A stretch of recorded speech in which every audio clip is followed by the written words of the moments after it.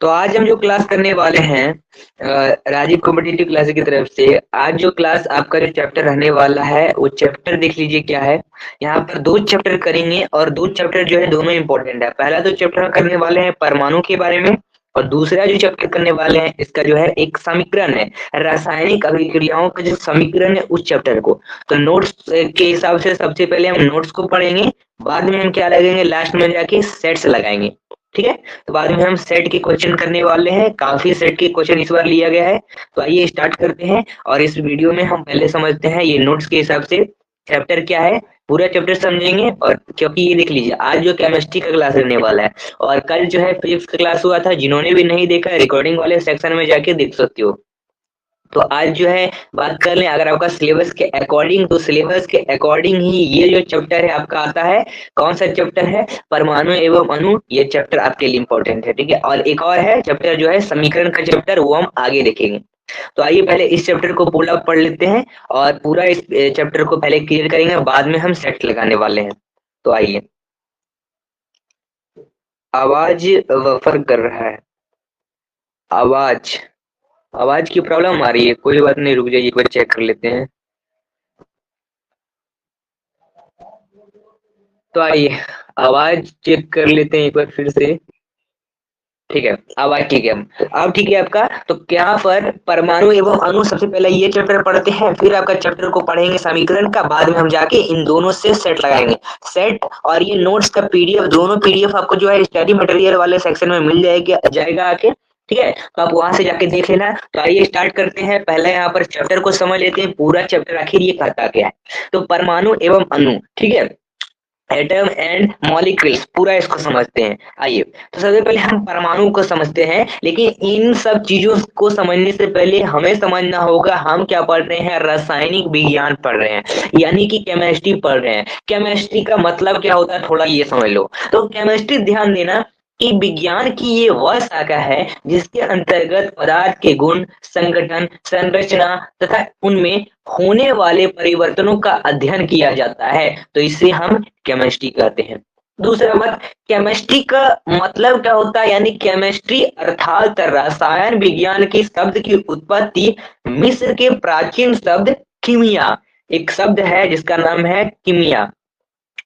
ठीक है, मिस्र के एक प्राचीन शब्द कीमिया से हुई है केमिस्ट्री का उत्पत्ति, जिसका अर्थ होता है काला रंग, ब्लैक कलर। ठीक है, तो मिस्र के लोग जो है काली मिट्टी को केमी, ठीक है, केमी कहते थे। केमी, ये देखो केमी कहा करते थे वो लोग। और ध्यान देने वाली बात है, काला रंग होता है। तो यहाँ पर केमी कहते थे, और प्रारंभ में जो रसायन विज्ञान है उसके अध्ययन को जो है केमी टेकिंग कहते थे, टेकिंग कहा करते थे। यानी पहले जो है केमिस्ट्री नहीं कहा जाता था, पहले क्या कहा जाता था?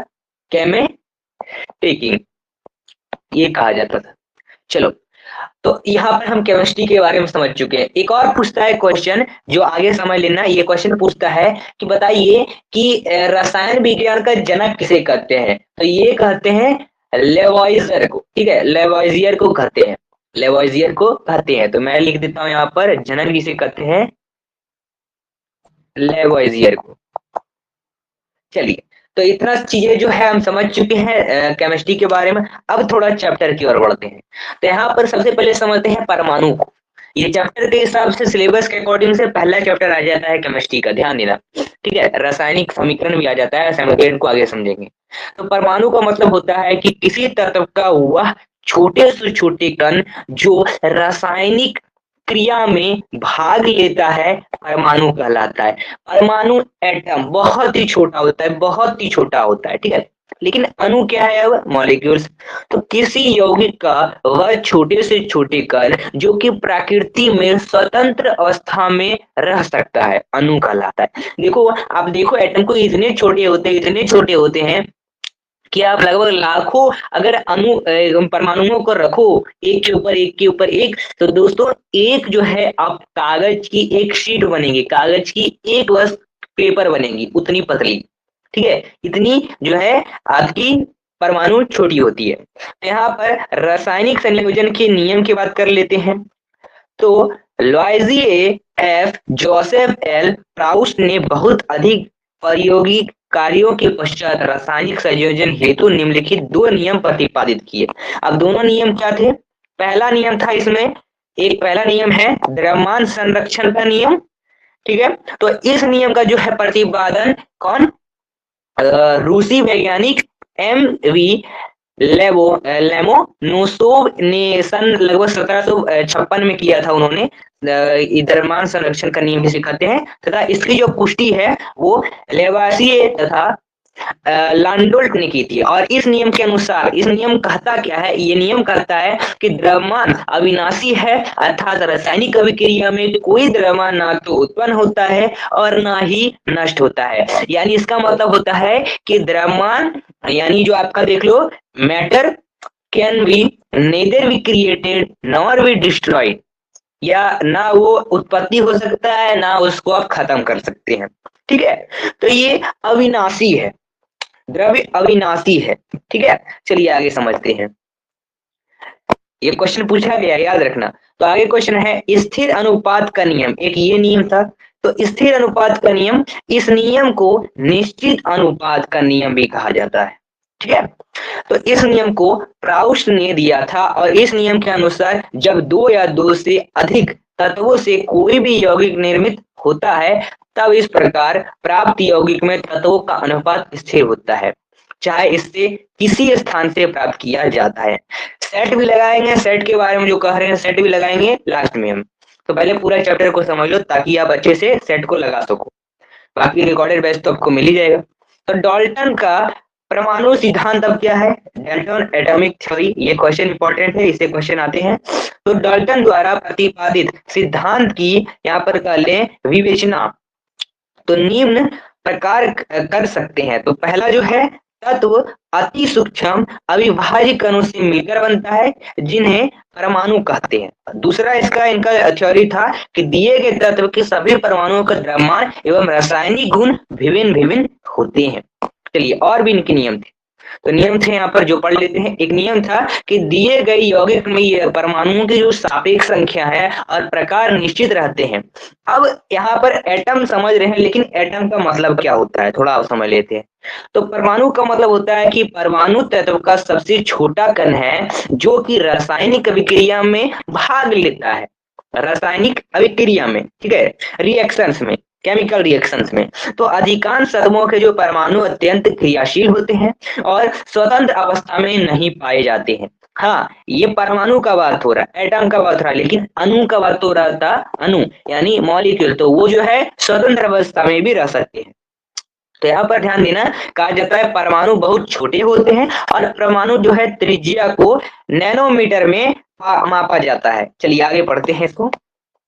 तो विभिन्न विभिन्न तत्वों के जो परमाणु है उनके अनुदिक आधुनिक मतलब प्रतीक क्या थे ये भी पूछा जाता है, ठीक है। तो विभिन्न विभिन्न तत्व यानी क्या हो गया, एलिमेंट्स हो गए। तो एलिमेंट्स को आप कई सारे तत्व से याद कर सकते हो और ये जो तत्व यहाँ पर दिया हुआ है इन्हीं से आपका क्वेश्चन पूछा जाता है, ये इंपॉर्टेंट है, याद रख लेना, इसको स्क्रीनशॉट ले लो। इसमें होता है क्या है, हाइड्रोजन H से डिनोट करते हैं यानी हाइड्रोजन, फिर helium, lithium, beryllium, boron, carbon, nitrogen, oxygen, fluorine, neon, sodium, magnesium, aluminium.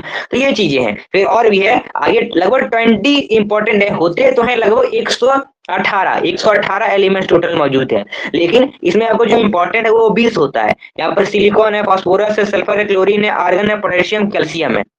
चलो तो ये चीजें याद रखना, बाकी प्रतीक भी इसके याद रखना। आगे पढ़ते हैं, आगे पढ़ते हैं कि परमाणु द्रव्यमान, परमाणु द्रव्यमान, तो किसी तत्व के सापेक्षिक परमाणु द्रव्यमान को उसके परमाणुओं के औसत द्रव्यमान यानी C12 परमाणु के द्रव्यमान के 1/12वें भाग के अनुपात द्वारा परिभाषित किया जाता है। जैसे देखो कुछ तत्व हैं उनके प्रतीक एवं परमाणु द्रव्यमान याद रखना, ये भी इंपॉर्टेंट है। इसमें है क्या, जैसे हाइड्रोजन का परमाणु द्रव्यमान 1 होता है, हीलियम का 4 होता है, लिथियम का 6.94, बेरिलियम का 8, बोरोन का आपका 11, कार्बन का 12, नाइट्रोजन का 15, ऑक्सीजन का 16। ये सब चीजें आपको थोड़ी याद रखनी पड़ेगी। वही फ्लोरीन का 19, नियोन का 20, सोडियम का 23, मैग्नीशियम का 24, एल्युमिनियम का 27, सिलिकॉन का 28, फास्फोरस का 31, सल्फर का 32, क्लोरीन का 35, आर्गन का 36 और पोटेशियम का 39 और लगभग कैल्शियम का 40। तो ये क्या है, ये जो है आपके कर सकते हो, इसमें द्रव्यमान है इनके, तो थोड़ा द्रव्यमान को भी याद रखना जरूरी है। बाकी वो समझते हैं कि परमाणु किस प्रकार अस्तित्व में रहते हैं, तो ये इंपॉर्टेंट है। तो परमाणु देखो, परमाणु जो है स्वतंत्र रूप से अस्तित्व में नहीं रह पाते हैं, ठीक है। परमाणु अणु एवं आयन का निर्माण करते हैं और ये अणु अथवा आयन अत्यधिक संख्या में मिलकर द्रव्य बनाते हैं, मैटर, तो जिसे हम देख सकते हैं तथा अनुभव कर सकते हैं। देखो अणु क्या है, यहाँ पर आप एटम देखो, एटम कई सारी चीजों में आप देख सकते हो, ठीक है। तो एक अणु हो गया, अणु क्या है, अणु दो या दो से अधिक परमाणुओं का समूह होता है जो आपस में रासायनिक बंधन द्वारा जुड़े होते हैं और अणु को किसी तत्व अथवा यौगिक के उस सूक्ष्म कण के रूप में परिभाषित कर सकते हैं जो स्वतंत्र रूप से गुणों को प्रदर्शित करते हैं। बाकी नोट्स के लिए अगर बात हो रहा है तो नोट्स जो है ये वाला आपको मटेरियल वाले ऑप्शन में जाके मिल जाएगा, याद रखना। चलिए आगे पढ़ते हैं। तत्व के अणु क्या कहलाते हैं, तो किसी तत्व के अणु एक ही तरह के परमाणुओं से मिलकर बने होते हैं, जैसे आर्गन है, हीलियम है, ये सब चीजें आदि अनेक से तत्व जो है अणु उसी तत्व के केवल एक परमाणु द्वारा बने होते हैं, परंतु जो है अधिकतर धातु में ऐसे नहीं होता है। जैसे परंतु अधिकतर धातु में ऐसा नहीं होता है, उदाहरण जैसे बात कर लो तो उदाहरण के लिए ऑक्सीजन, ऑक्सीजन अणु में दो ऑक्सीजन परमाणु द्वारा बनता है, इस कारण इसे क्या कहते हैं, द्वि परमाणु अणु, यानी अणु कह सकते हैं, यानी O2 कह सकते हैं, ठीक है। ऑक्सीजन है, ऑक्सीजन कैसे बनता है, ऑक्सीजन बस एक O से थोड़ी ना बनेगा, तो O2 आप लिखते हो ऑक्सीजन, ठीक है। हाइड्रोजन लिखती हो तो H2 लिखती हो, तो इस तरह से ये दो चीजों से बनता है, दो अणुओं से बनता है। इसलिए तो यदि ऑक्सीजन के 3 परमाणु संयोजित होते हैं तब ओजोन जो है O3 कहलाता है। अगर मान लो कि अणु जो है यहाँ पर अगर 2 था तो यहाँ पर 2 कहलाए, अगर आपका 3 अणु है तो यहाँ पर ये जो है 3 कहलाएगा, यानी O3 कहलाएगा, और इस O3 को हम कहेंगे ओजोन। चलो आगे समझते हैं। आगे चैप्टर में है परमाणु का क्या होता है, तो किसी अणु की संरचना में प्रयुक्त होने वाले परमाणुओं की संख्या उस अणु की परमाणुकता कहलाता है। जैसे कुछ परमाणु तत्वों की जो है परमाणुकता भी दिया गया है, जैसे तत्व ये रहे, जैसे अधातु है, अधातु में क्या क्या चीज आ जाए, एक होता है धातु, एक होता है अधातु, एक होता है मेटल, एक होता है नॉन मेटल, ठीक है। इसी का इंग्लिश हो गया। तो जैसे अधातु में क्या क्या आ जाएगा, आर्गन आ जाएगा, हीलियम हो जाएगा, ऑक्सीजन, हाइड्रोजन, यहाँ पर हाइड्रोजन दोबारा है कोई बात नहीं, नाइट्रोजन, क्लोरीन, फिर आपका फास्फोरस, सल्फर। तो ये सब परमाणुकता इन सभी में कितने हो सकते हैं, आर्गन में एक परमाणु होता है, हीलियम में एक परमाणु होता है, आपका ऑक्सीजन में द्विपरमाणु होता है, हाइड्रोजन में द्विपरमाणु होता है, वही नाइट्रोजन में कितने होते हैं, द्विपरमाणु, क्लोरीन में भी 2 परमाणु और फास्फोरस में 4 परमाणु होते हैं, वही कई सारे सल्फर में कई सारे परमाणु होते हैं। तो ये आप लिख सकते हो, ठीक है। तो ये परमाणुकता हो गए। चलिए बाकी धातु में भी परमाणुकता है, तो सोडियम है, आयरन है, एल्युमिनियम है, कॉपर है, तो इन सभी में एक एक परमाणु होते हैं। बाकी आगे चैप्टर में क्या कहता है, आयन, ये इंपॉर्टेंट है आयन्स। तो आयन पढ़ते हो, एक ऋण आयन धन आयन के बारे में जब भी सुनते होगे प्लस माइनस का, तो एक आयन होता है। तो धातु एवं अधातु युक्त यौगिक आवेशित कणों से बने होते हैं आयन, जिन्हें आयन कहते हैं, ठीक है। तो ये जो है आवेशित कण ऋणावेशित व धनावेशित होते हैं। तो यहाँ पर देख लो, ऋणावेशित कण को कह सकते हैं कि ऋणावेशित व धनावेशित कण को धनायन कहते हैं। और यहाँ पर उदाहरण की बात कर लें, सोडियम क्लोराइड NaCl में सोडियम आयन यानी Na है, सोडियम आयन यानी Na+ और तथा क्लोरीन आयन यानी Cl- ऋणात्मक होता है। तो यहाँ पर परमाणुओं के समूह जिस पर नेट आवेश विद्यमान हो उसे बहु परमाणुक आयन कहते हैं। और कुछ समान यौगिक के सूत्र दिए हुए हैं, सूत्र याद करना है, सूत्र से क्वेश्चन पूछता है। आप समझ नहीं पाते हो कि क्वेश्चन कहता क्या है, क्वेश्चन आपका रहेगा, क्वेश्चन आपका सिंपल सा दिया रहेगा, ठीक है, कि कैल्शियम प्लस क्लोराइड है, ये रिएक्शन होकर ये बन रहा है, क्या सही है क्या गलत है, कहीं कहीं आपको केमिकल इक्वेशन के फॉर्म में दे देता है, लेकिन आप समझ नहीं पाते, तो थोड़ा सूत्र को लिख लेना जो जो इंपॉर्टेंस है। कैल्शियम क्लोराइड का सूत्र होता है CaCl2, कैल्शियम यानी Ca और क्लोराइड का Cl2, तो Ca प्लस Cl2 ये बन गया कैल्शियम क्लोराइड CaCl2। बाकी barium carbonate BaCO3, magnesium chloride MgCl2, calcium oxide CaO, hydrogen sulphide H2S, ठीक है, carbon tetrachloride CCl4, sodium nitrate NaNO3, calcium hydroxide CaOH2, वही सोडियम कार्बोनेट Na2CO3, और ammonium sulphate जो है NH4SO4। बाकी यहाँ पर आणविक द्रव्यमान किसे कहते हैं? तो किसी पदार्थ का आणविक द्रव्यमान उसके सभी संघटक परमाणुओं के द्रव्यमान का योग होता है। इस प्रकार यह अणु का वह सापेक्ष द्रव्यमान है जिसे परमाणु द्रव्यमान इकाई U द्वारा व्यक्त किया जाता है। तो सूत्र इकाई द्रव्यमान की बात करते हैं। किसी पदार्थ का सूत्र इकाई द्रव्यमान उसके सभी संघटक परमाणुओं के परमाणु द्रव्यमान का योग होता है। उदाहरण जैसे NaCl। NaCl मतलब क्या होता है? NaCl का मतलब होता है नमक, सॉल्ट, जो भी आप खाते हो, ठीक है, नमक को। आइए आगे क्वेश्चन। अब क्या है चैप्टर में? एक है मोल संकल्पना, मोल संकल्पना। तो किसी पदार्थ का एक मोल उसकी वह मात्रा है जिसमें उतने ही कण उपस्थित होते हैं जितने कार्बन 12, ठीक है, समस्थानिक के ठीक 12 ग्राम में परमाणुओं की संख्या होती है। और मोल अति सूक्ष्म स्तर पर कणों जैसे परमाणुओं, अणुओं, आयनों, इलेक्ट्रॉनों आदि को गिनने की इकाई होती है।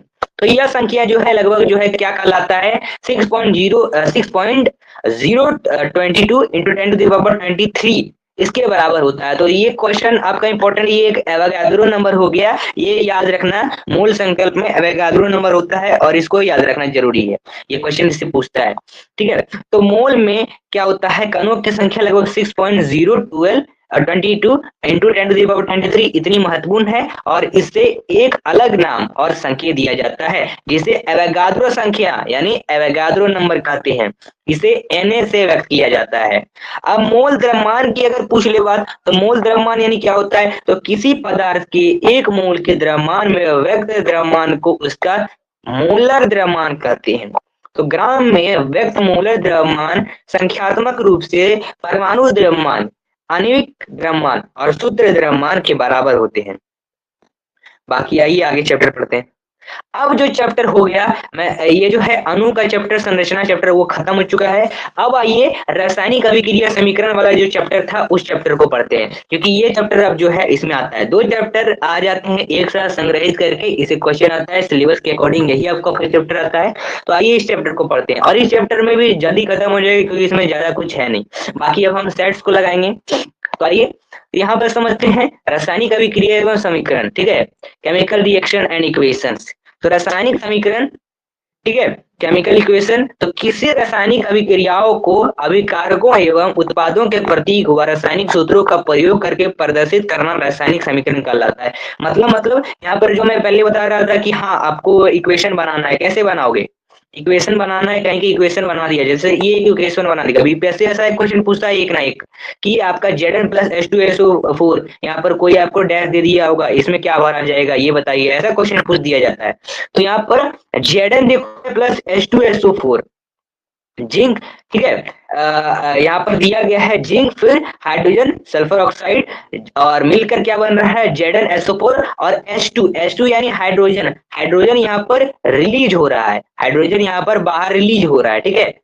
चलिए, और एक होता है अभिकारक, ऐसे पदार्थ जो रासायनिक अभिक्रिया में भाग लेते हैं यानी अभिकारक कहलाते हैं। रासायनिक अभिक्रिया में भाग लेना यानी एक होता है रिएक्टेंट, एक होता है प्रोडक्ट। 2 तरह के होते हैं, एक रिएक्टेंट, एक प्रोडक्ट। रिएक्टेंट मतलब अभिकारक, अभिकारक मतलब वो होता है कि जो भी कोई केमिकल इक्वेशन ये वाला है इसमें भाग ले रहा है, इसमें बनने का भाग ले रहा है। जैसे भाग कौन ले रहा है? ये दोनों देखो, ये दोनों, ये एक एलिमेंट है, ये एक क्या है? 2 कंपाउंड्स हैं। एलिमेंट मतलब जैसे Zn, ठीक है, Zn एक हो गया यानी जिंक हो गया, ये एक एलिमेंट हो गया। H2SO4 है, लेकिन ये जो है 2 हाइड्रोजन सल्फर ऑक्साइड। तो यहाँ पर कई सारे जो है एलिमेंट्स मिलकर एक कंपाउंड बनाए हैं, इसलिए ये कंपाउंड है, ये बस एक एलिमेंट है। तो देखो अब यहाँ पर ये दोनों क्या हो रहा है? भाग ले रहा है, ये दोनों भाग ले रहा है, अभिकारक है। दोनों मिलकर एक बना रहा है क्या? कंपाउंड। ये जो साइड वाला जो आपका हो गया, ये जो एक बना रहा है प्रोडक्ट, इसके साथ रिलीज हो रहा है हाइड्रोजन। तो इधर वाला रिएक्टेंट, इधर वाला प्रोडक्ट, ठीक है। उत्पाद जिसे कहते हैं यानी प्रोडक्ट। तो ऐसे पदार्थ जो रासायनिक अभिक्रिया के संपूर्ण होने पर प्राप्त होते हैं उसे उत्पाद कहते हैं। जैसे ये आपका रिएक्टेंट, ये दोनों मिलके बना उत्पाद यानी प्रोडक्ट बना। बस यही है इसमें। संतुलित रासायनिक समीकरण, तो वह रासायनिक समीकरण जिससे विभिन्न तत्वों के परमाणुओं की संख्या अभिकारक व उत्पाद दोनों पक्षों में समान होती है, संतुलित रासायनिक समीकरण कहलाता है। संतुलित समीकरण यानी बैलेंस इक्वेशन। कभी कभी आपको बीपीएससी में इक्वेशन को बैलेंस करने के लिए भी दे दिया जाता है, तो इक्वेशन को बैलेंस करो, कैसे बैलेंस करोगे? बैलेंस करने के लिए दिया होता है। तो दोस्तों इससे एक एग्जाम्पल हो गया ये बैलेंस करने का, ये दोनों बैलेंस है क्योंकि इसमें भी देखो 3Fe है, इधर भी Fe3 है। यहाँ पर देखो O कितना है 4, ये पूरा कंपाउंड के साथ बना हुआ है यानी H2 भी 4 है और फिर ऑक्सीजन भी 4 है, इसलिए 4। H के पास H2 लेकिन 4 भी है ना, साथ में 4 है इसलिए 4। फिर ये पूरा एक इक्वेशन बैलेंस है, लेकिन मतलब इधर जितना नंबर होना चाहिए सेम उतना ही इधर भी होना चाहिए। यानी अगर Fe के पास, यानी Fe मतलब आयरन, आयरन का सिंबल है यानी लोहा का सिंबल है, लोहा के पास जितना रहेगा उधर भी Fe3 होना चाहिए। तो ये बैलेंस इक्वेशन कहलाता है। जैसे इसमें देखो H, एक सिंपल सा एग्जाम्पल 2H2, ठीक है 2H2, तो इसके पास भी 2H2 इधर होना चाहिए। O2, तो इसके पास भी O है, इसके साथ यहाँ पर देखो ये 2 है, तो यानी ये हो गया पूरा एक बैलेंस इक्वेशन। एक इम्बैलेंस इक्वेशन होता है जो पूरा बैलेंस नहीं होता, यानी इधर कुछ रहेगा इधर इक्वल रहेगा लेकिन इधर इक्वल ही नहीं रहेगा, उसको बैलेंस करना पड़ता है। ये भी कभी कभी बैलेंस करके इक्वेशन दे दिया जाता है आपका। बाकी अब रासायनिक अभिक्रिया के प्रकार पूछ लेता है, कितने प्रकार के होते हैं, ये इससे थोड़ा क्वेश्चन आता है। रासायनिक अभिक्रियाएं निम्न प्रकार की होती है, कितने कितने प्रकार के हैं ये लिख लेना। संयोजन अभिक्रिया, ठीक है, एक होता है कॉम्बिनेशन रिएक्शन, ये कई सारे रिएक्शन होते हैं, decomposition reaction, double displacement reaction, ये रिएक्शन कई सारे रिएक्शन होते हैं। यहाँ पर रेडॉक्स रिएक्शन हो गया, तो ये सब चीजें रिएक्शन है। ज्यादा इंपॉर्टेंट जो होता है इसमें लगभग 5 प्लस 2 6 यहाँ पर रिएक्शन जो है इंपॉर्टेंट होते हैं जिसको पढ़ने होते हैं। बाकी बात संयोजन अभिक्रिया है, वियोजन अभिक्रिया है, उष्मा शेक्सी यहाँ पर जो अभिक्रिया है वही उष्मा शोषी अभिक्रिया, फिर विस्थापन अभिक्रिया, द्विविस्थापन अभिक्रिया, उपचयन अभिक्रियाएं, ऑक्सीकरण अभिक्रिया जिसे कहते हैं वही अपचयन अभिक्रियाएं, फिर रिडॉक्स अभिक्रिया यानी रिडॉक्स रिएक्शन। इन सभी के बारे में भी समझ लेते हैं क्या होता है ये सब, बाकी आगे हम सेट्स को लगाएंगे। संयोजन अभिक्रिया मतलब क्या होता है कि सभी क्रिया में 2 या 2 से अधिक अभिकारक मिलकर एकल उत्पाद का निर्माण करते हैं, ऐसे अभिक्रियाओं को संयोजन अभिक्रिया कहते हैं। मतलब यानी 2 उत्पादक है, ये देखो 2 एक क्या है मतलब रिएक्टेंट है, ठीक है, 2 अभिकारक है, यहाँ पर एक उत्पाद बना रहा है, 2 यहाँ पर एलिमेंट्स है, जैसे C हो गया कार्बन, O2 हो गया ऑक्सीजन, तो कार्बन प्लस ऑक्सीजन मिलकर बना रहा है CO2 यानी कार्बन ऑक्साइड, कार्बन डाइऑक्साइड। ये कार्बन डाइऑक्साइड यानी ये हो गया, आप कभी सुने होंगे फोटोसिंथेसिस में कार्बन डाइऑक्साइड के बारे में, जो हम लोग छोड़ते हैं, आप सांस लेते हैं ऑक्सीजन, कार्बन डाइऑक्साइड छोड़ते हैं, तो CO2। जल का निर्माण कैसे होता है?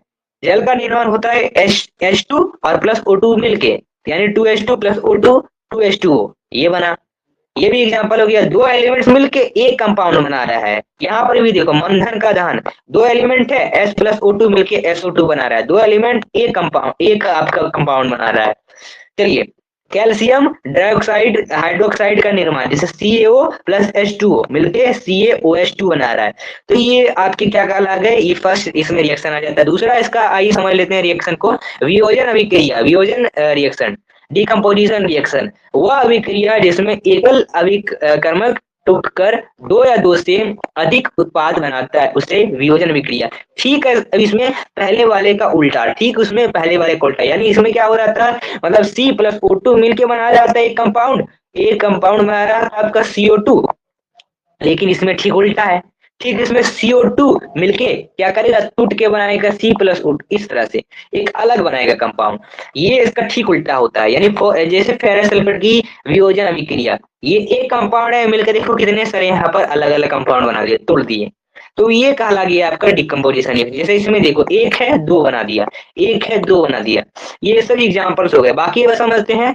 उष्माक्षेपी अभिक्रिया, वह अभिक्रिया जिसमें उष्मा ऊर्जा के रूप में उत्सर्जित होता है उसे उष्माक्षेपी अभिक्रिया कहते हैं। हाँ, डिकम्पोजिशन रिएक्शन के भी अब 3 पार्ट होते हैं, ठीक है, तो इसमें जो पहला आ जाता है उष्माक्षेपी अभिक्रिया। तो इसमें क्या होता है कि हीट के प्रेजेंस में जो काम होता है, जैसे CH4 है प्लस O2 है, तो ये मिलके क्या बना रहा है, CO2 प्लस 2H2, और यहाँ पर एक ऊर्जा जो रिलीज हो रही है, हीट जिसे कहते हैं, हीट के प्रेशर्स में ये काम हो रहा है। ये पहला रिएक्शन। इसमें फिर आ जाता है एक श्वसन एक उष्माक्षेपी अभिक्रिया है, यानी मनुष्य को जीवित रहने के लिए हमें ऊर्जा की आवश्यकता होती है। यह ऊर्जा हमें भोजन से प्राप्त होती है और पाचन क्रिया के समय खाद्य पदार्थों में टूट जाते हैं, जैसे चावल, आलू तथा ब्रेड में कार्बोहाइड्रेट होते हैं, और कार्बोहाइड्रेट के टूटने से ग्लूकोज प्राप्त होता है। तो यह ग्लूकोज हमारे शरीर की कोशिकाओं में जो उपस्थित ऑक्सीजन से मिलकर हमें ऊर्जा प्रदान करती है। तो इस अभिक्रिया का नाम श्वसन है। जैसे यहाँ पर एक एग्जाम्पल दिया हुआ, हीट के प्रेशर में काम हो रहा है, ठीक है। साग सब्जी का विघटित होकर कंपोस्ट बनना भी उष्माक्षेपी अभिक्रिया का उदाहरण है। चलिए आगे पढ़ते हैं। अब उष्माक्षेपी अभिक्रिया, जिन अभिक्रियाओं से ऊर्जा का उत्पन्न होता है उसे उष्माक्षेपी अभिक्रिया कहते हैं। जैसे एग्जाम्पल जो तो मैंने बता ही दिया है, बाकी बात इसको भी देख लो। एक होता है विस्थापन अभिक्रिया। अब इसमें क्या होता है, ऐसे अभिक्रिया जिसमें किसी यौगिक के अणुओं के किसी एक परमाणु अथवा समूह के स्थान पर कोई दूसरा परमाणु अथवा समूह आ जाता है, विस्थापन अभिक्रिया कहलाता है। यानी डिस्प्लेसमेंट रिएक्शन, डिस्प्लेस करके रिएक्टेंट बनाना। जैसे ZN प्लस CuSO4 है, कॉपर यहाँ पर सल्फर ऑक्साइड है, ठीक है, zinc plus copper sulphur oxide. यहाँ पर क्या हो रहा है, जब ये दोनों मिला तो यहाँ पर डिस्प्लेस हो गया, कौन, Cu हो गया डिस्प्लेस। देखो ये Cu जो है यहाँ पर अलग इधर बाहर निकल के आ गया, यानी डिस्प्लेस हो गया। ये विस्थापन अभिक्रिया है, ये बाहर निकल गया, ये अलग एक बन गया। बाकी बात जो यहाँ पर कौन इसको डिस्प्लेस किया, लेकिन Zn किया, यानी Zn पहले ये Cu के जगह पर इसको हट के Zn आ गया, तो ZnSO4 हो गया, Cu जो है डिस्प्लेस। वैसे FeCuSO4, यहाँ पर देखो फिर ये Cu के जगह पर Fe आ गया, Cu डिस्प्लेस, ये हो गया डिस्प्लेसमेंट।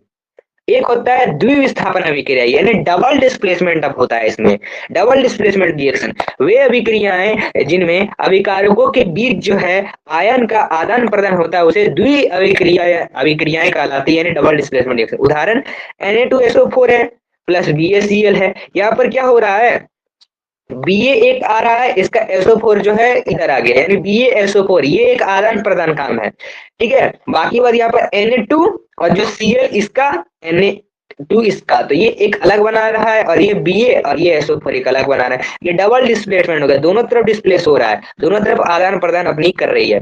बाकी बस उपचयन अभिक्रियाएं, ऐसी अभिक्रिया जिसमें जो है ऑक्सीजन की वृद्धि होती है, यानी इसमें क्या होता है, इस अभिक्रिया में ऑक्सीजन का जो है प्रेशर होता है और हाइड्रोजन का त्याग होता है, हाइड्रोजन को रिलीज किया जाता है, ऑक्सीजन को लिया जाता है और कार्बन ये जो हाइड्रोजन है उसको बाहर किया जाता है।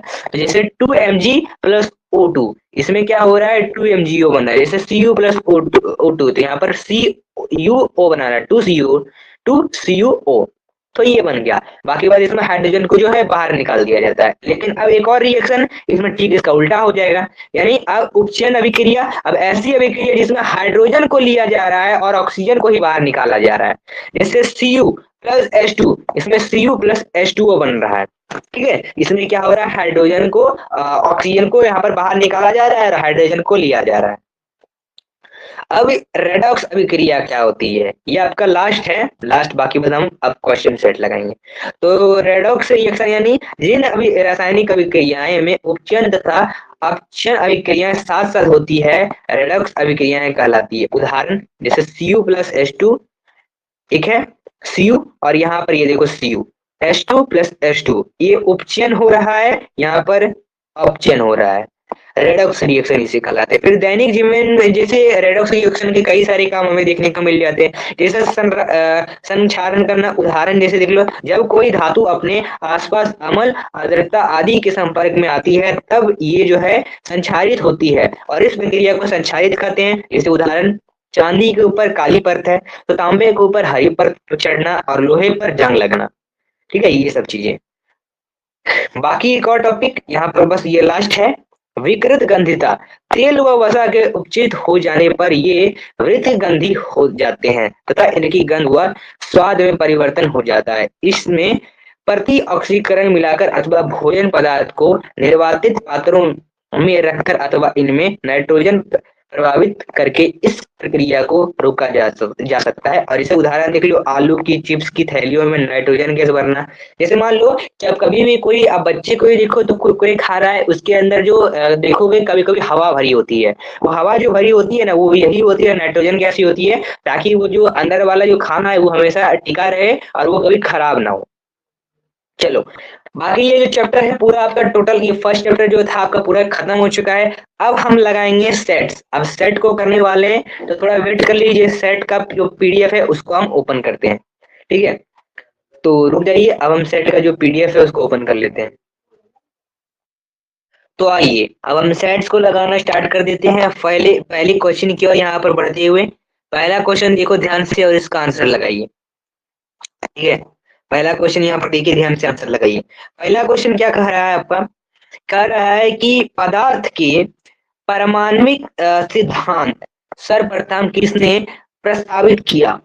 ये पहला क्वेश्चन है। पहला क्वेश्चन में आपका आ जाता है, देख लो, पदार्थ के जो पारमाणविक सिद्धांत जो पहला आ जाता है उसको किसने प्रतिपादित किया। रदरफोर्ड, जॉन डाल्टन, जे जे थॉमसन, नील बोर। जल्दी बताइए, क्योंकि ये क्वेश्चन तो आपका शुरुआत में ही बताया गया था आपको इसके बारे में। ठीक है, जल्दी बताइए, कमेंट करिए, जल्दी बताइए, क्योंकि आज जो है सेट देख लिए, कल जो कहा गया था काफी ज्यादा बोला गया था।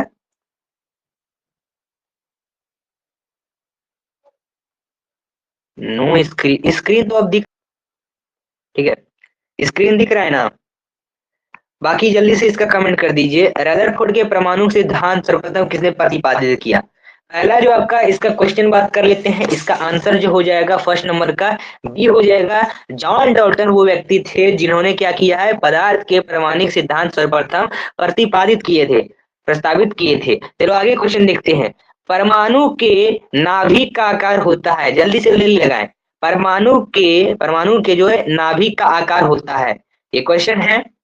कितने का होगा, 10⁻⁻5 मीटर, 10⁻⁻9 मीटर, 10⁻⁻10 मीटर, 10⁻⁻15 मीटर।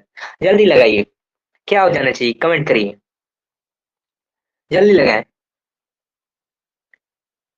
हाँ, कमेंट तो आ रहा है, comment B, B, B number, जल्दी बताएं,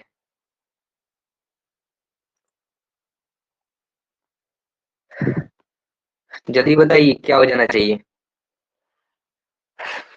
आंसर होगा डी नंबर, करेक्ट आंसर। परमाणु के नाभिक का आकार जो होता है लगभग 10⁻⁻15 मीटर का होता है। आप ट्राई भी कर सकते हैं, अगर नहीं भी आ रहा तो आप टाइप करिए कमेंट करके। निम्नलिखित में से कौन सा एक अस्थायी कण है, निम्नलिखित में से एक कौन सा अस्थायी कण है, इलेक्ट्रॉन, प्रोटॉन, न्यूट्रॉन, इनमें से सभी। जल्दी बताएं, अस्थायी कण होना चाहिए। थोड़ा सोच समझ के इसका आंसर दीजिएगा, 3 नंबर का, उनमें से कौन सा एक अस्थायी कण है, क्या हो जाना चाहिए। ए, ए आंसर जो हो जाएगा आपका 3 नंबर का, वो करेक्ट आंसर सी हो जाएगा। एक न्यूट्रॉन एक अस्थायी कण है, अस्थायी, अस्थायी का बात नहीं हो रहा, अस्थायी का बात हो रहा है। इलेक्ट्रॉन, इलेक्ट्रॉन और प्रोटॉन तो हो ही गया, और न्यूट्रॉन ही ना जो बच जाता है बीच वाला एन, जैसे न्यूट्रल। इलेक्ट्रॉन तो आपका हो गया -e, ठीक है, प्रोटॉन आपका हो गया, ठीक है, प्रोटॉन प्लस वाला, और न्यूट्रॉन जो है बीच वाला।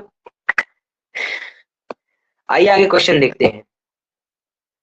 इनमें निम्नलिखित में से कौन सा एक किसी तत्व के परमाणु क्रमांक को सबसे सही निर्धारित करता है। निम्नलिखित में से कौन सा एक किसी तत्व के परमाणु क्रमांक का सही निर्धारित करता है। प्रोटॉन की संख्या, प्रोटॉन और इलेक्ट्रॉन की संख्या, आयनों की संख्या, या फिर न्यूक्लियनों की संख्या। चलिए बताइए, की हो गया, की संख्या यहाँ पर होगा, इसको थोड़ा रब कर दें, की संख्या। जल्दी बताएं क्या हो जाना चाहिए, बहुत बढ़िया, बी, बी सी लग रहा है, बी सी, बी सी लग रहा है। चलिए, करेक्ट आंसर जो हो जाएगा आपका, कितने नंबर का क्वेश्चन है, 4 नंबर का करेक्ट आंसर जो हो जाएगा आपका, बहुत बढ़िया। जिन्होंने भी लगाया है 4 नंबर का करेक्ट आंसर, ये हो जाएगा प्रोटॉन की संख्या, प्रोटॉन की संख्या। आगे क्वेश्चन देखते हैं।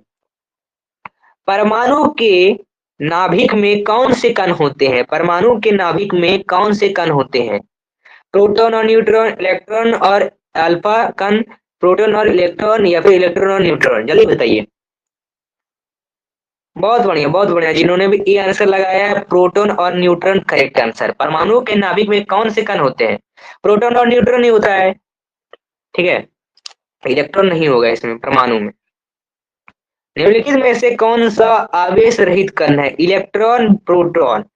ठीक है, जल्दी बताएं। Electron, proton. और भी ऑप्शन है, दो ऑप्शन पीछे रह गए, उसको दे देता हूँ। हाँ, ये दो ऑप्शन है, एक ऑप्शन है न्यूट्रॉन, और इनमें से कोई नहीं। ठीक है, जल्दी बताइए। इलेक्ट्रॉन, प्रोटॉन, न्यूट्रॉन, या फिर इनमें से कोई नहीं, जल्दी बताइए। बहुत बढ़िया, जिन्होंने भी लगाया है C number correct answer, neutron is correct answer. परमाणु में कौन से मूल कण समान संख्या में होते हैं? परमाणु में कौन से मूल कण समान संख्या में होते हैं? प्रोटॉन और न्यूट्रॉन, इलेक्ट्रॉन और प्रोटॉन, न्यूट्रॉन और इलेक्ट्रॉन, इलेक्ट्रॉन, प्रोटॉन और न्यूट्रॉन, जल्दी बताइए। 7 नंबर का करेक्ट आंसर क्या हो जाना चाहिए? बहुत बढ़िया, बी लगाया है जिन्होंने भी। इलेक्ट्रॉन और प्रोटॉन करेक्ट आंसर हो जाएगा। इलेक्ट्रॉन और प्रोटॉन करेक्ट आंसर हो जाएगा। सबसे पहले इलेक्ट्रॉन के आवेश का निर्धारण किसने किया? 8 नंबर का करेक्ट आंसर क्या हो जाना चाहिए? सबसे पहले इलेक्ट्रॉन, देख लो यहाँ पर मैंने इस चैप्टर को आपका जो नोट्स पढ़ा रहे थे उसमें आपका जो है बताया गया था, इनके नाम लिया गया था। सबसे पहले इलेक्ट्रॉन के आवेश का जो निर्धारण है वो किसने किया? किसने किया था? Thomson, Millikan, Rutherford, Coulomb. हाँ, बहुत बढ़िया, जिन्होंने भी बी लगाया करेक्ट आंसर मिलिकन। एक इलेक्ट्रॉन पर कितना आवेश होता है? एक इलेक्ट्रॉन पर कितना आवेश होता है, ये तो आपका आंसर होना चाहिए। बहुत सिंपल सा आंसर है। तो ये देख लो, क्वेश्चन 1.6 इंटू 10 लगभग जो ये आपका नंबर दिखा रहा है, और ये नंबर आपको याद रखना चाहिए क्योंकि ये कूलम बता रहा है कि एक कूलम बराबर कितना होता है। तो 1 पॉइंट कितना, 1.6 इंटू 10 माइनस, और हिंदी देता हूँ, -19 कूलम। ये करेक्ट आंसर हो जाना चाहिए। हाँ, लेकिन यहाँ पर देख लो ऑप्शन किस तरह से है, ये तो और ये तो नहीं होना चाहिए। ये तो है, ए बी में करेक्ट आंसर हो जाना चाहिए। जल्दी बताइए। 9 नंबर का। जी हाँ, ए नंबर, क्योंकि हमेशा माइनस में होगा। जब माइनस का बात हो रहा है तो प्लस तो लगाना ही नहीं है, माइनस होना चाहिए। -1.6 into 10 to the power -19 coulomb. Rutherford के परीक्षण ने किसकी मौजूदगी को सिद्ध किया? सभी पदार्थ के परमाणु, परमाणु के इलेक्ट्रॉन, परमाणु के न्यूट्रॉन, और या फिर परमाणु के केंद्रक, जल्दी बताइए। 10 नंबर का आंसर क्या हो जाना चाहिए? डी नंबर करेक्ट आंसर, परमाणु के केंद्रक। बहुत बढ़िया, जिन्होंने भी लगाया है। परमाणु विद्युत होते हैं, परमाणु विद्युत होते हैं धनात्मक रूप से, ऋणात्मक रूप से, द्विधनात्मक रूप से, या फिर उदासीन रूप से, जल्दी बताइए। जल्दी बताइए इसका करेक्ट आंसर। 17 नंबर का। 17 नंबर का करेक्ट आंसर जल्दी बताएं। हाँ, बहुत बढ़िया, धनात्मक रूप से। सॉरी, 17 नंबर का नहीं है, 11 नंबर का है। 11 नंबर का है, इसका आंसर बताएं। आंसर उदासीन रूप से होगा, ठीक है। 17 नंबर का नहीं, 11 नंबर लिखा हुआ है, तो आंसर जो हो जाएगा आपका उदासीन रूप से हो जाएगा। करेक्ट आंसर परमाणु विद्युत होते हैं। क्वेश्चन आगे है, इलेक्ट्रॉन ने खोज की थी, इलेक्ट्रॉन की खोज की थी, किसने की थी? 12 नंबर का आंसर क्या हो जाना चाहिए? ये लो, थॉमसन और नील बोहर है। यही दो दो ऑप्शन और आ देते हैं, मैं दो ऑप्शन को छोड़ देता हूँ, यही दोनों में से कोई आंसर होगा, जल्दी बताइए। थॉमसन या फिर नील बोहर, इलेक्ट्रॉन का खोज किसने की थी? ए, ए, बी, बी, बी, ए, जल्दी बताएं। लगते तो जा रहा है कमेंट, बहुत बढ़िया। तो आंसर जो हो जाएगा क्या हो जाना चाहिए? इलेक्ट्रॉन की खोज किसने की थी? बहुत बढ़िया, जिन्होंने भी यहाँ पर ए लगाया है correct answer, A is correct answer जिनका भी है, ए इज करेक्ट आंसर जिनका भी है। ठीक है, ए इज करेक्ट आंसर जिनका भी है। आइए, तो ए इज राइट आंसर, थॉमसन। आगे क्वेश्चन है, प्रोटॉन की खोज किसने की? लीजिए, प्रोटॉन की खोज किसने की? 13 नंबर का क्या हो जाना चाहिए? Rutherford, Chadwick, Thomson, Faraday. Proton की खोज किसने की? Rutherford, Chadwick, Thomson, Faraday. जल्दी बताइए। गुड। 13 नंबर का correct answer A number, Rutherford. Question है, जेम्स चैडविक ने निम्न में से किसकी खोज की थी? जेम्स चैडविक ने किनकी खोज की थी? इलेक्ट्रॉन की खोज की उन्होंने, प्रोटॉन की, न्यूट्रॉन की, मैसॉन की? जल्दी बताइए, जल्दी बताइए, क्या हो जाना चाहिए करेक्ट आंसर?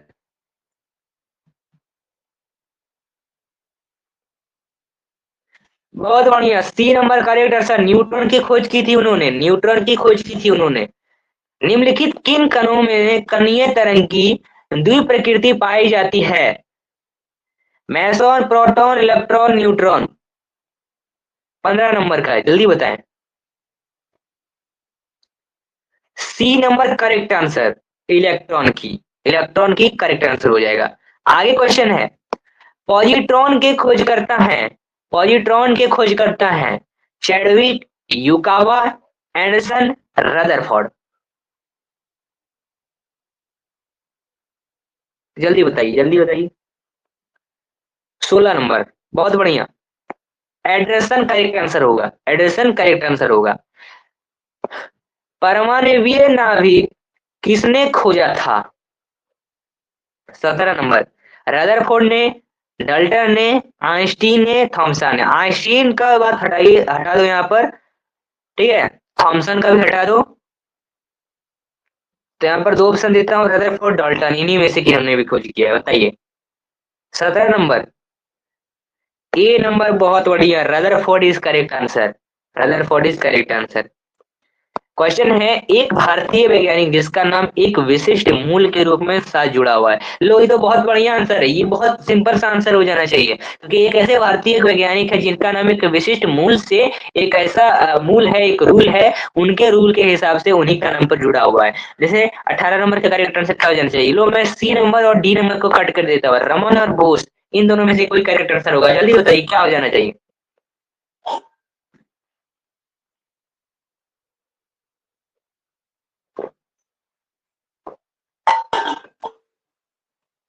बोस, बहुत बढ़िया, बोस जिन्होंने भी लगाया है, बहुत बढ़िया, उनका करेक्ट आंसर है।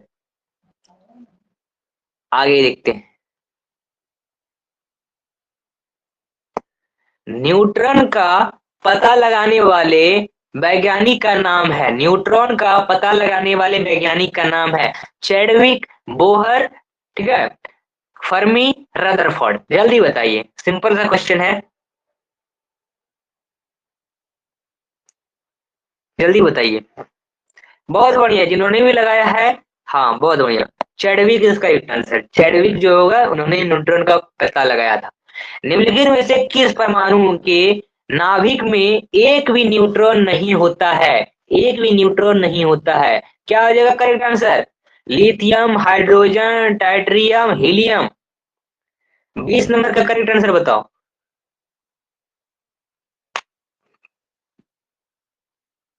करेक्ट आंसर, बहुत बढ़िया, हाइड्रोजन इज करेक्ट आंसर। आगे क्वेश्चन क्या कहता है, इलेक्ट्रॉन के तरंग प्रकृति की खोज किसने की थी? इलेक्ट्रॉन के तरंग प्रकृति की खोज किसने की थी? थॉमसन ने, डी ब्रोगली ने, रदरफोर्ड ने, या फिर बोहर ने? क्या हो जाना चाहिए? 21 नंबर का correct answer, Thomson, de Broglie, Rutherford, Bohr, electron के तरंग प्रकृति की खोज किसने की थी? 21 नंबर का करेक्ट आंसर बताएं। बहुत बढ़िया, B number is correct answer, B number is correct answer. तत्व के सबसे छोटे भाग को क्या कहते हैं? इलेमेंट होता है, उसके सबसे छोटे भाग को क्या कहते हैं? ये क्वेश्चन तो बताया गया है, ये बहुत सिंपल सा है, ठीक है, सिंपल सा क्वेश्चन है। परमाणु, इलेक्ट्रॉन, न्यूट्रॉन, प्रोटॉन, ये क्वेश्चन आपको आना चाहिए, बहुत ही सिंपल सा क्वेश्चन है। तत्व के सबसे छोटे भाग को क्या कहते हैं? परमाणु, इलेक्ट्रॉन, न्यूट्रॉन, प्रोटॉन? जल्दी बताइए, क्या हो जाना चाहिए?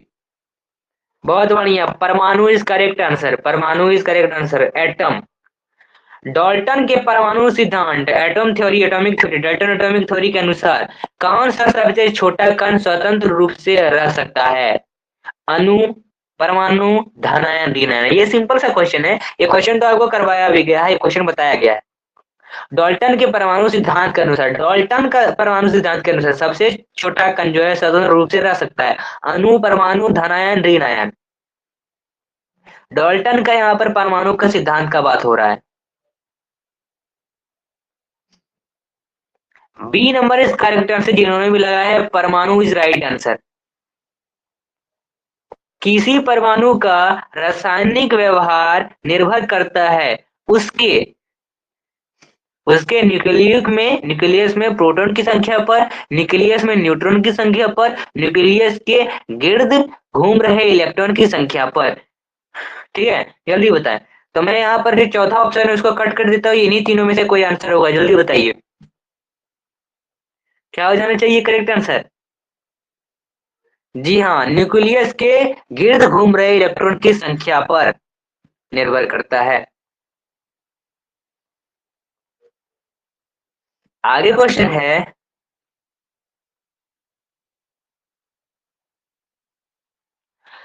द्रव्यमान संख्या किसका योग है। द्रव्यमान संख्या किसका योग है, केवल प्रोटॉन का, इलेक्ट्रॉन और प्रोटॉन का, इलेक्ट्रॉन और न्यूट्रॉन का, या फिर प्रोटॉन और न्यूट्रॉन का, जल्दी बताइए। 25 नंबर का करेक्ट आंसर क्या हो जाना चाहिए। डी नंबर, बहुत बढ़िया, प्रोटॉन और न्यूट्रॉन इज करेक्ट आंसर। आगे क्वेश्चन है, किसी परमाणु के द्रव्यमान और द्रव्यमान संख्या के अंतर को कहते हैं, क्या कहते हैं, जल्दी बताएं। 26 नंबर का करेक्ट आंसर, परमाणु क्रमांक, परमाणु संख्या, द्रव्यमान क्षति, या फिर इलेक्ट्रॉन की संख्या। 26 नंबर, सी नंबर, बहुत बढ़िया, द्रव्यमान क्षति। किस न्यूक्लियर कण में कोई द्रव्यमान और आवेश नहीं होता है किंतु प्रचकर्ण होता है। 27 नंबर का correct answer, electron, proton, neutron, या फिर मैसॉन। सी नंबर, न्यूट्रॉन, बहुत बढ़िया। आगे क्वेश्चन है कि किसी परमाणु में परिक्रमण कर रहे इलेक्ट्रॉन की कुल ऊर्जा क्या होती है। ऋणात्मक नहीं हो सकती है, इसका शून्य से अधिक कोई भी मूल्य हो सकता है, कभी भी धनात्मक नहीं हो सकती है, या फिर सदा धनात्मक होती है, जल्दी बताइए। हाँ, वेरी गुड, 28 नंबर का करेक्ट आंसर डी, सदा धनात्मक होता है। क्वेश्चन है, किन किरणों के पृथक्करण से नाभिक के आकार का आंकलन किया जा सकता है। अल्फा कण, बीटा कण, गामा कण, या फिर एक्स किरण। वाई एक किरण है, जल्दी बताइए। अल्फा, गामा, वाई किरण, या फिर एक्स किरण। अल्फा बीटा, अल्फा कण और बीटा कण, और फिर वाई किरण या फिर एक्स किरण। किन किरणों के पृथक्करण से नाभिक के आकार का आंकलन किया जा सकता है। ये क्वेश्चन बताया गया आपको, 29 नंबर का ए आंसर, अल्फा कण से ना होगा करेक्ट आंसर। नाभिक के धनावेशित होने की खोज की थी, किन्होंने की थी। 30 नंबर का करेक्ट आंसर, मान लो मैं सी और डी को कट कर देता हूँ, लो यही दोनों में से आपको आंसर देना है, जल्दी बताइए। नाभिक के धनावेशित होने की खोज किसने की थी, थॉमसन ने या फिर रदरफोर्ड ने। दो ऑप्शन है आपके पास, जल्दी बताइए। हाँ, कमेंट तो आ रहा है, बहुत बढ़िया। तो answer is correct answer 30 number का रदरफोर्ड होगा। रदरफोर्ड इज करेक्ट आंसर, जिन्होंने भी लगाया है। आगे क्वेश्चन देख लो, लोहा को जिंक से लेपित करने की क्रिया को कहते हैं। लोहा को जिंक से लेपित करने की क्रिया को कहते हैं संक्षारण, गैल्वेनीकरण, पानी चटाना, या फिर विद्युत अपघटन। जल्दी बताइए, जल्दी बताइए, 31 नंबर का करेक्ट आंसर। हाँ, गैल्वेनीकरण, गैल्वेनीकरण इज करेक्ट आंसर, बहुत बढ़िया। सिल्वर क्लोराइड का रंग क्या है। सिल्वर क्लोराइड का रंग क्या है, श्वेत है, पीला है, हरा है, काला है। 32 नंबर, ये क्वेश्चन आसान है। सिल्वर क्लोराइड, सिल्वर से आपका समझ में आ रहा है सिल्वर किस तरह का कलर का होता है। श्वेत यानी सफेद, सादा, व्हाइट। सिल्वर क्लोराइड का रंग क्या होता है, श्वेत, पीला, हरा, काला। जी हाँ, बहुत बढ़िया, श्वेत इज करेक्ट आंसर, सफेद इज करेक्ट आंसर। जस्ता तथा तनु हाइड्रोक्लोरिक अम्ल की अभिक्रिया के फलस्वरूप निम्न में से कौन सा गैस बनता है। निम्न में से कौन सा गैस बनता है, CO2, N2, H2 या फिर SO2? बताइए, कार्बन डाइऑक्साइड, नाइट्रोजन, हाइड्रोजन या फिर सल्फर ऑक्साइड? जल्दी बताइए। हाँ, बहुत बढ़िया। 33 नंबर का correct answer, C is correct answer, hydrogen बनता है। निम्नलिखित में से कौन एक दहन अभिक्रिया है? जलन का उबलना, मोम का पिघलना, पेट्रोल का जलना या फिर इनमें से कोई नहीं? 34 नंबर का करेक्ट आंसर। निम्नलिखित में से कौन एक दहन अभिक्रिया है? सी नंबर, पेट्रोल का जलना एक दहन अभिक्रिया है। पेट्रोल को आप जला सकते हो। साग सब्जियों को विघटित होकर कंपोस्ट बनना किस अभिक्रिया का उदाहरण है? ऊष्माशोषी, ऊष्माक्षेपी, उभयगामी या फिर प्रतिस्थापन? 35 नंबर का क्या हो जाना चाहिए करेक्ट आंसर? हाँ, ऊष्माक्षेपी, ऊष्माक्षेपी इज करेक्ट आंसर। चलिए आगे क्वेश्चन देखते हैं। निम्नलिखित में से कौन सा उत्पाद लेड नाइट्रेट को गर्म करने पर प्राप्त होता है? O2 होता है, नाइट्रोजन ऑक्साइड होता है या फिर नाइट्रोजन ऑक्साइड और N होता है, नाइट्रोजन होता है या फिर नाइट्रोजन ऑक्साइड और ऑक्सीजन भी होता है? 36 नंबर का क्या हो जाना चाहिए? डी नंबर, बहुत बढ़िया, NO2, नाइट्रोजन ऑक्साइड और ऑक्सीजन। निम्न में से कौन सा एक सही है? निम्न में से कौन सा सही है पूछा जा रहा है। नाइट्रोजन, यहाँ पर देखो Na2CO3 प्लस 5H2O, एक ये है Na2CO3 10H2O, Na2CO3 7H2O, Na2CO3 2H2O।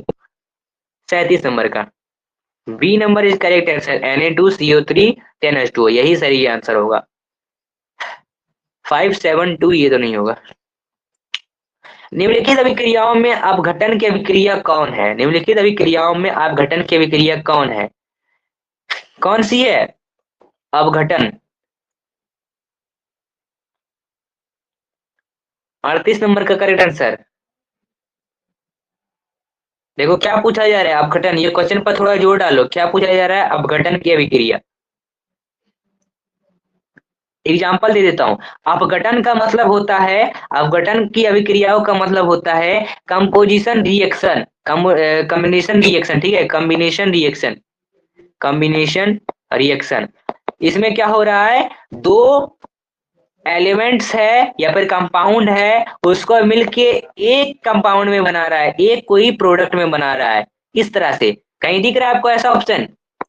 नहीं, ये तो नहीं होना चाहिए, ये भी नहीं होना चाहिए, ये भी आपका नहीं होना चाहिए, क्योंकि ये एक है दो में टूट रहा है। ये देखो करेक्ट आंसर, ये दो है एक में टूट रहा है, दो है एक में मिलके बन रहा है, इसलिए इसका करेक्ट आंसर यही होगा। करेक्ट आंसर यही होगा 38 नंबर का। ठीक है, आगे क्वेश्चन।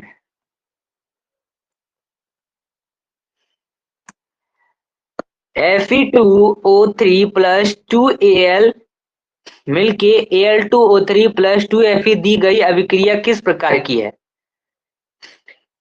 संयोजी अभिक्रिया है, द्विविस्थापन अभिक्रिया है, वियोजन अभिक्रिया है, फिर विस्थापन अभिक्रिया है? देख लीजिए इसको एक बार, इसको अच्छे से देख लीजिए क्या हो रहा है इसमें। 39 नंबर का विस्थापन अभिक्रिया है, ये विस्थापन डिस्प्लेसमेंट रिएक्शन, डिस्प्लेस हुआ है। कैसे डिस्प्लेस हुआ है यहाँ पर देख लो, कैसे डिस्प्लेस हुआ है देख लो। Fe के जगह पर Fe देखो डिस्प्लेस करके ये अलग बना दिया है, इसके जगह पर आया कौन है? Al आया है, ठीक है, एल्युमिनियम आया है, डिस्प्लेस हो चुका है Fe, यानी आयरन डिस्प्लेस हो चुका है, विस्थापन रिएक्शन। लॉ चूर्ण जो है उस पर तनु हाइड्रोक्लोरिक अम्ल डालने से क्या होता है? हाइड्रोजन गैस एवं आयरन बनता है, क्लोरीन गैस एवं आयरन हाइड्रोक्साइड बनता है, कोई अभिक्रिया नहीं होती है, या फिर आयरन लवण एवं जल बनता है? 40 नंबर का क्या हो जाना चाहिए answer? A number correct answer, hydrogen gas एवं आयरन क्लोराइड बनता है। आज क्वेश्चन ज्यादा है क्योंकि कल के सेशन में बोला गया था क्वेश्चन ज्यादा ले। श्वसन किस प्रकार की अभिक्रिया है? श्वसन जो है वो किस प्रकार की अभिक्रिया है? उपचयन है, संयोजन है, अपचयन है या फिर ऊष्माशोषी है? जल्दी बताइए। हाँ, 40 नंबर का करेक्ट आंसर, बहुत बढ़िया, ए नंबर उपचयन है। 42 नंबर का क्वेश्चन देख लो। CuO प्लस H2 मिलके Cu प्लस H2O बना रहा है, ठीक है। तो यहाँ पर देखो ऑक्सीजन जो है वो डिस्प्लेस हो चुका है। किस प्रकार की अभिक्रिया है, किस प्रकार की अभिक्रिया है, जल्दी बताइए। 42 नंबर का करेक्ट आंसर क्या हो जाना चाहिए, बी, अपचयन है, डिस्प्लेस हो चुका है। अपचयन यहाँ पर एक अभिक्रिया है, ठीक है। यहाँ पर अपचयन की एक अभिक्रिया है, बी नंबर। इलेक्ट्रॉन के स्थानांतरण से बने यौगिक कहलाते हैं संयोजी, विद्युत संयोजी, कार्बनिक, कोई नहीं। 43 नंबर का correct answer B number correct answer होगा, विद्युत संयोजी कहलाएगा। नीचे दी गई अभिक्रिया में कौन सा कथन सही है, टू सी यू यानी कॉपर प्लस O2 ऑक्सीजन मिलकर बना रहा है 2CuO, ठीक है। तो यहाँ पर क्वेश्चन कॉपर का ऑक्सीकरण हो रहा है या फिर कॉपर का अवकरण हो रहा है या फिर कॉपर का नाइट्रोजन हो रहा है, नाइट्रोजन, या फिर ए और बी दोनों हो रहा है। 44 नंबर का करेक्ट आंसर यहाँ पर देखो कॉपर का ऑक्सीकरण हो रहा है, कॉपर का ऑक्सीकरण हो रहा है, ऑक्सीकरण, ठीक है। ऑक्सीकरण यहाँ पर हो रहा है, जैसे देखो Cu है प्लस O2 है। चलिए आगे देखते हैं। निम्नलिखित समीकरण है तो H2O प्लस Cl2 है, मिलकर बना रहा है 2HCl। ये कौन सी एक समीकरण है, बहुत सिंपल सा क्वेश्चन है 45 नंबर का, जल्दी बताइए करेक्ट आंसर। ये एक संयोजी अभिक्रिया है ना, क्योंकि देखो यहाँ पर दो मिलके एलिमेंट्स एक कंपाउंड बना रहे हैं, संयोजी अभिक्रिया, कॉम्बिनेशन रिएक्शन। निम्नलिखित में से कौन सा द्विविस्थापन अभिक्रिया यानी डबल डिस्प्लेसमेंट रिएक्शन इनमें से कौन सा है, आइए देखते हैं। देखो 46 नंबर का करेक्ट आंसर, जैसे देखो इसमें इसमें कोई डबल डिस्प्लेसमेंट हो रहा है, ए ऑप्शन को लेकर चलें तो 2H2 है प्लस O2 है, नहीं यहाँ पर तो नहीं हो रहा है, ये सिंपल सा 2H2O बन रहा है, ये ऑप्शन होना ही नहीं चाहिए।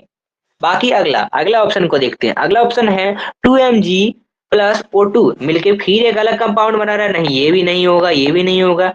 यहाँ पर देखो सी नंबर, ये भी 2H2 प्लस Cl2 मिलके बना रहा है एक, ठीक है, 2HCl बना रहा है, तो ये भी नहीं होना चाहिए। तो यही ना लास्ट बचा Ag plus NO3 plus NaCl। यहाँ पर देखो क्या हो रहा है, डबल डिस्प्लेसमेंट हो रहा है, ये Ag हो गया एक इधर, बाकी बाद ये Cl इसका एक इधर, बाकी बाद इसका NO इधर, फिर बाकी बाद Na इसका इधर। तो यहाँ पर डबल डिस्प्लेसमेंट दो दो क्या हो रहा है, एलिमेंट्स जो है मतलब दो दो एलिमेंट्स एक दूसरे को आदान प्रदान कर रहे हैं, डबल डिस्प्लेसमेंट का काम कर रहा है। सी नंबर करेक्ट आंसर, बहुत बढ़िया, C number is correct answer. हाँ आगे क्वेश्चन देखते हैं, आइए। निम्नलिखित अभिक्रिया में से कौन सा विस्थापन अभिक्रिया है, विस्थापन अभिक्रिया क्या हो जाना चाहिए, 47 नंबर का करेक्ट आंसर बताइए। विस्थापन अभिक्रिया, विस्थापन मतलब डिस्प्लेस हो रहा है, विस्थापन करना, डबल डिस्प्लेसमेंट हम समझ चुके हैं, अब डिस्प्लेस करना है, ऐसा क्वेश्चन है। जैसे इस क्वेश्चन की अगर लेके चले से ए नंबर को, तो CaCO3 है, ये दो अलग कंपाउंड बना रहा है, नहीं ये नहीं होगा, ये तो आपका डिकम्पोजिशन रिएक्शन हो गया। बोला देख लो CaO प्लस 2HCl, इसमें क्या बन रहा है, Ca इसका ये इधर, Cl इसका इधर, H2 इसका इधर, ऑक्सीजन का, ये तो डबल डिस्प्लेसमेंट हो गया, ये भी नहीं होगा। बाकी बात देख लेते हैं आपका 47 नंबर में, डी सी ऑप्शन को देख लो, तो Fe है प्लस CuSO4 है, तो Fe आ गया यहाँ पर Cu के जगह पर, FeSO4 बन गया और Cu हो गया डिस्प्लेस, यहाँ है विस्थापन। तो करेक्ट आंसर सी, डी भी नहीं होगा, डी भी डबल डिस्प्लेसमेंट का काम कर रहा है। चलिए आगे, बहुत बढ़िया। अवक्षेपण अभिक्रिया में किस प्रकार का लवण प्राप्त होता है, विलय, अविलय या फिर दोनों। 48 नंबर करेक्ट आंसर बताइए। डी नंबर जो ऑप्शन है उसको कट कर देते हैं, चलिए यही तीनों में से होना चाहिए कोई आंसर, विलय, अविलय, दोनों। बताइए क्या हो जाएगा 48 नंबर का, बहुत बढ़िया, 48 नंबर का करेक्ट आंसर होगा अविलय। आगे क्वेश्चन, एक और क्वेश्चन है, ऑप्शन था यहाँ पर, इनमें से कोई नहीं। क्वेश्चन है निम्नलिखित में से कौन सा एक अपघटन अभिक्रिया का उदाहरण नहीं है। अपघटन अभिक्रिया का उदाहरण नहीं है। जैसे CaCO3 plus CaO plus CO2 है, ठीक है, तो जैसे ये होना चाहिए, नहीं, ये अपघटन का उदाहरण ही नहीं है। 2KClO3 ये एक अलग है कंपाउंड, मिलके दो कंपाउंड बना, नहीं, ये भी अपघटन का नहीं होना चाहिए। H2 प्लस Cl मिलके एक कंपाउंड बना, हाँ यही होगा आपका कॉम्बिनेशन रिएक्शन, यही होगा आपका, क्योंकि देखो यहाँ पर देख लो, H2 प्लस Cl2 दो अलग अलग एलिमेंट मिलके एक कंपाउंड बना रहे, और मानव शरीर का भोजन पचना तो ये नहीं होना चाहिए, तो C number is correct answer. 50 number के क्वेश्चन की ओर बढ़ते हुए, देखो कल के लेसन क्लास में कहा गया था कि क्लास का जो है क्वेश्चन को ज्यादा किया जाए, तो क्वेश्चन आज जो है ज्यादा है, तो चलेंगे हम। चलिए, आपका 8 तो बज ही गया है, 1 घंटा हो गया है, अब आगे क्लास में हम चलते रहते हैं, क्लास कंटिन्यू लेकिन आपका चालू रहेगा। निम्नलिखित में से कौन एक रेडॉक्स अभिक्रिया है। 50 नंबर का क्वेश्चन की ओर बढ़ते हैं। यहाँ पर कहा जा रहा है क्या 50 नंबर में, रेडॉक्स अभिक्रिया, तो देख लो रेडॉक्स अभिक्रिया का ऑप्शन क्या हो जाना चाहिए 50 नंबर का। सी नंबर, बहुत बढ़िया, CaO plus 2HCl, CaCl2 plus H2, बहुत बढ़िया, कमेंट कर रहे हैं, बहुत बढ़िया। कल मॉडर्न हिस्ट्री का क्लास दीजिए, मॉडर्न हिस्ट्री से ज्यादा प्रश्न पूछा जाता है, ठीक है, मॉडर्न हिस्ट्री का भी होगा, क्लास कराया जाएगा, हाँ मॉडर्न हिस्ट्री का होना चाहिए, मॉडर्न हिस्ट्री, जी हाँ मॉडर्न हिस्ट्री का क्लास कराया जाएगा, ठीक है, कल जो है मॉडर्न हिस्ट्री का एक क्लास रखते हैं आपका, मॉडर्न हिस्ट्री। चलिए, तो कल जो है मॉडर्न हिस्ट्री का आपका क्लास रखते हैं। बाकी अब चलिए इस क्वेश्चन को आगे बढ़ाते हुए, यहाँ पर क्या कुछ कहा जा रहा है, क्वेश्चन है, लेड नाइट्रेट चूर्ण को एक पनख नली में लेकर गर्म करने पर भूरे रंग का धुआं उत्सर्जित होता है, यह धुआं है। तो 51 नंबर का करेक्ट आंसर क्या हो जाना चाहिए, NO2, NO2 nitrogen oxide gas का। आगे क्वेश्चन है, CaCO3 मिल्क एक अलग, यहाँ पर क्या देख लो, अलग है एक कंपाउंड, यहाँ पर टूट के CaO calcium oxide plus CO2 carbon dioxide किस प्रकार का अभिक्रिया बना रहा है, तो ये किस प्रकार का अभिक्रिया बना रहा है, इसका एग्जांपल जल्दी बताएं, इसका आंसर क्या हो जाना चाहिए 52 नंबर का, बी हो जाना चाहिए, अब घटन का काम कर रहा है ना। निम्नलिखित में से कौन सा एक अवकारक है, 43 नंबर, H2 नहीं, H2 तो एक एलिमेंट्स है, अवकारक पूरा, अवकारक का मतलब ही होता है कंपाउंड, ठीक है, अवकारक का मतलब क्या होता है, कंपाउंड।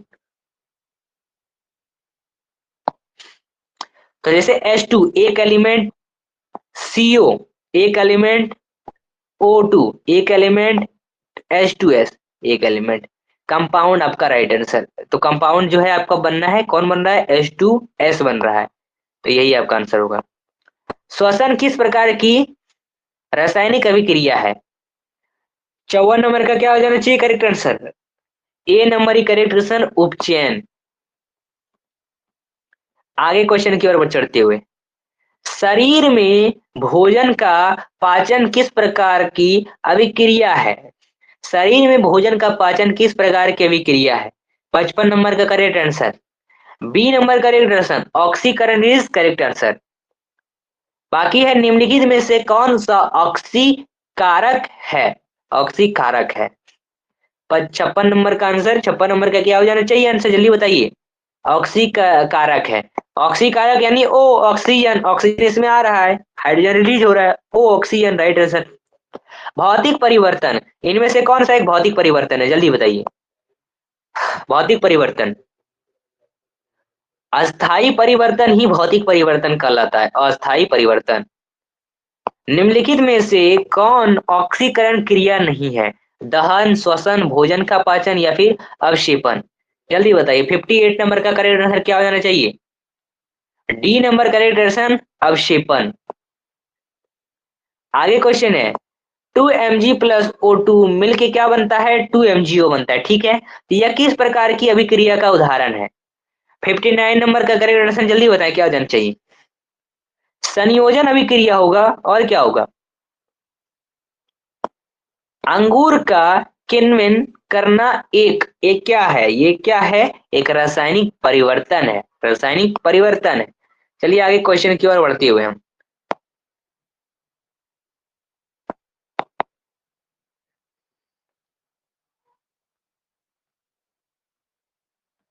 आगे क्वेश्चन देख लीजिए क्या क्वेश्चन कहता है। लेड नाइट्रेट तथा पोटेशियम ऑक्साइड विलयन को मिलाने पर अवशेष बनता है, इस अवशेष का रंग कैसा होता है? 61 नंबर का क्या हो जाना चाहिए करेक्ट आंसर?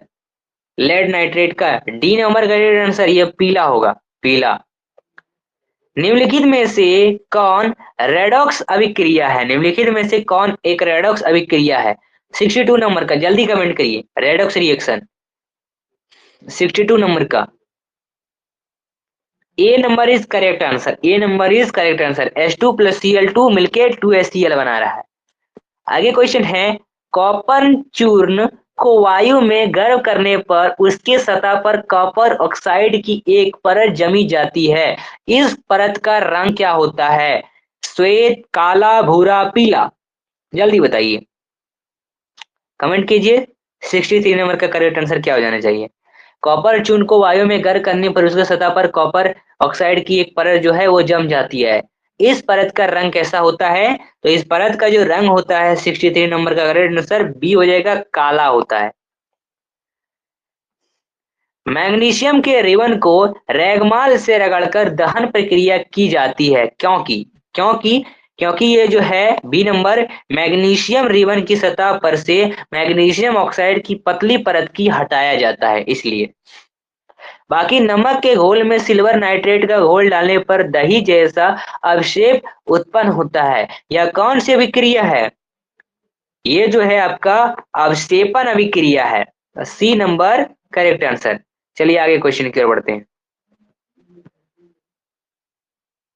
मैग्नीशियम के दहन के फलस्वरूप मैग्नीशियम ऑक्साइड प्राप्त किया जाता है, तो इस ऑक्साइड का रंग कैसा होता है? इस ऑक्साइड का रंग कैसा होता है, जल्दी बताएं। इस ऑक्साइड का रंग उजला होता है। जिस अभिक्रिया में अवक्षेप का निर्माण होता है उस अभिक्रिया को क्या कहते हैं? उस अभिक्रिया को क्या कहते हैं? 67 नंबर का करेक्ट आंसर, उस अभिक्रिया को अवक्षेपन अभिक्रिया कहते हैं। निम्नलिखित में से कौन सा ऑक्सीकारक नहीं हो सकता है? जैसे H2 है, O2 है, CO2 है या फिर Cl2 है। तो 68 नंबर का करेक्ट आंसर, एक ऑक्सीकरण ऑक्सीकारक बात हो रहा है, तो जैसे ऑक्सीजन है इसमें देख लो, यानी ऑक्सीजन इसमें आएगा, हाइड्रोजन रिमूव हो जाएगा। SO2 का बात कर लो, इसमें ऑक्सीजन है यानी आएगा, हाइड्रोजन रिमूव हो जाएगा। क्लोरीन, क्लोरीन भी में भी आएगा, ठीक है, क्लोरीन में भी हाइड्रोजन आएगा, ऑक्सीजन रिमूव हो जाएगा, लेकिन हाइड्रोजन है, मतलब ऑक्सीजन आएगा और हाइड्रोजन रिमूव हो जाएगा, लेकिन अब हाइड्रोजन है तो हाइड्रोजन में तो हाइड्रोजन आएगा ही, तो ऑक्सीकरण तो ये नहीं हुआ, इसलिए ए नंबर इज करेक्ट आंसर। रासायनिक समीकरण अभिक्रिया का एक क्या है? रासायनिक समीकरण अभिक्रिया का एक क्या है? ये एक संक्षिप्त रूप है। संगमरमर का रासायनिक सूत्र, संगमरमर का पत्थर देखे होगे, तो संगमरमर का पत्थर का रासायनिक सूत्र क्या है? 70 नंबर का करेक्ट आंसर, 70 नंबर का करेक्ट आंसर बी होगा, CaCO3 इज करेक्ट आंसर। निम्नलिखित में से कौन ऑक्सीकरण नहीं है? दहन, श्वसन, भोजन का पाचन या फिर अवक्षेपन? जल्दी बताइए। 71 नंबर का करेक्ट आंसर अवक्षेपन। निम्नांकित में से कौन ऑक्सीकरण नहीं है? तो अवक्षेपन। बाकी क्वेश्चन है, अगर किसी रासायनिक अभिक्रिया में हाइड्रोजन का अनुपात बढ़ जाता है तो ऑक्सीजन का अनुपात घट जाता है, तो ऐसा अभिक्रिया क्या कहलाती है? ऑप्शन देख लो, आइए पीछे। तो अब ऐसा अभिक्रिया उपचयन कहलाता है या फिर ऊष्माक्षेपी कहलाता है या फिर अवचयन कहलाता है या फिर अवक्षेपन अभिक्रिया कहलाता है? क्या कहलाता है? ये जो है दोस्तों आपका आंसर जो हो जाएगा सी नंबर का करेक्ट आंसर अपचयन कहलाता है। सूर्य के प्रकार की उपस्थिति में पौधे CO2 और H2O में अपना भोजन यानी ग्लूकोज तैयार करते हैं, तो यह निम्न में से कौन सी एक क्रिया है? तो ये जो है एक प्रकाश रासायनिक क्रिया है। 70 नंबर का ये क्वेश्चन देखते हैं, निम्नलिखित में से कौन सूर्य प्रकाश अवघटित हो जाता है? 74 नंबर का, तो आंसर है डी, AgBr।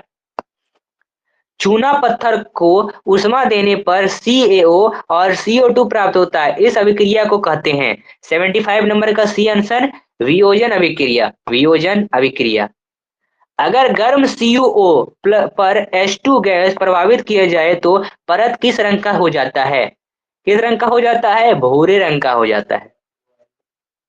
70 नंबर का क्वेश्चन देखते हैं, श्वेत सिल्वर क्लोराइड सूर्य के प्रकाश में धूसर रंग का हो जाता है, ऐसा क्यों हो जाता है, ये बताइए। ऐसा इसलिए हो जाता है क्योंकि सिल्वर क्लोराइड का जो वियोजन है वो Ag का Cl हो जाता है, यानी Ag मतलब आपका आ गया आर्गन, और फिर Cl मतलब क्लोरीन, तो Ag जो है उसका Cl में होता है, इसलिए क्लोराइड का यहाँ पर सिल्वर क्लोराइड का वियोजन हो जाता है, इसलिए।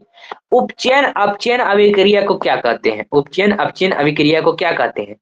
तो इसको रेडॉक्स अभिक्रिया, ऊष्माशोषी अभिक्रिया, ऊष्माक्षेपी अभिक्रिया या फिर अवक्षेपण अभिक्रिया, क्या कहते हैं, जल्दी बताइए। इसको जो है रेडॉक्स अभिक्रिया कहते हैं। बाकी क्वेश्चन है, मैग्नीशियम रिबन के वायु में दहन के फलस्वरूप श्वेत प्रकाश मैग्नीशियम ऑक्साइड बनता है, इस अभिक्रिया में Mg क्या होता है? Mg यानी आपका मैग्नीशियम, तो इसका आंसर ये जो है अपचयन कहलाता है। और संचारण किस प्रकार की अभिक्रिया है? तो ये जो है एक उपचयन अभिक्रिया है। ठीक है दोस्तों, चलिए, तो बाकी बात दोस्तों, ये आपका क्लास का लास्ट क्वेश्चन था, 80 क्वेश्चन हमने लिया था। बाकी ये जो है आपके पूरे सेट्स, और ये सेट जो है आपको स्टडी मटेरियल वाले ऑप्शन में जाके मिल जाएगा देखने को।